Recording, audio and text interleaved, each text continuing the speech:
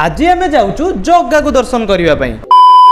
कथार अच्छी जगार जपर्यंत डोरी लगिनी तुम जिते चेष्टा कले भी ताकू दर्शन करने को जापरिबनी। आज आमर डोरी लगी जाइए आम गाड़ी पूरी अभिमुखे बाहरी एबे आसी पिपिली रे गोटे छोटिया स्टपेज नहीं पिपिली लोकेशन टी बहुत ही बढ़िया लगुच।